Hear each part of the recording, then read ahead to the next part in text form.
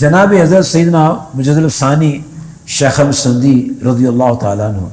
آپ فرماتے ہیں جب شعبان المعظم کی 15ویں رات تھی،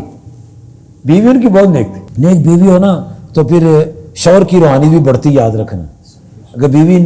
نیک نہ تو شوہر کی روحانی ڈب ہو جاتی ہے۔ یہ معنی مسجد راستہ پڑھ کے دیکھنا ہے اس دفعہ کا، وہ تو پڑھتے نہیں اس لیے کہ ہمارے پاس ٹائم نہیں ہے، چگلی کا، غیبت کا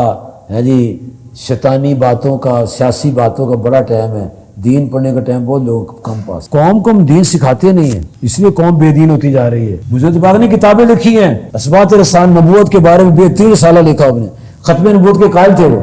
جو ختم کے قائل نہیں وہ ولی بن ہی نہیں سکتا، بڑے پکے سنی کتابیں کافی لکھی انہوں نے مجدد پاک رب کی۔ پھر ان کی کتاب لکھی گئی رد رفض، روافظ کے خلاف، شریعت کی، طریقت کی، اصول و ضوابط کی کتاب لکھی ہے، دین کی کتابیں لکھی ہیں، اللہ والے کتابیں لکھتے ہیں،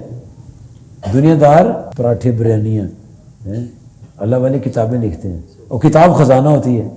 کشمکشی دیکھو نا کتاب، سبحان اللہ سبحان اللہ خواجہ نظامی اولیاء فرماتے ہیں جس کا کوئی پیر نہیں کشمکشی پر اس کو پیر مل جائے گا۔ سبحان اللہ سبحان اللہ۔ پڑھیں گے تو لوگ تو شوق ختم ہو گیا پڑھائی کا، اب ٹکا ٹک ٹکا ٹک ٹکا ٹک ٹکا ٹک ہی چل رہا ہے، اب نعتیں بھی طبلے سے چل رہی ہیں، تباہی آ گئی خدائی قسم، قوم جو ہے وہ ناچنے والی رہ گئی۔ شریف آدمی دب گیا ہے، جو آزاد لوگ ہیں وہ غالب آ رہے ہیں، شریف اسے دب گیا، شریف بولتے ہی نہیں ہیں۔ مجدد پاک شریف نہیں تھے، شریف تھے مجدد پاک، تو پھر بولے کہ چپ رہے؟ ہاں، اس شرافت کو ہم نے کیا کرنا، گونگی شرافت ہے، گونگا شریف جو ہے وہ تو تباہی ہے معاشرے کی، بولے حق بولے، مجدد پاک حق بولتے تھے، سچ بولتے تھے، اور بعض کنوں کی کھڑکیاں کھل جاتی تھی۔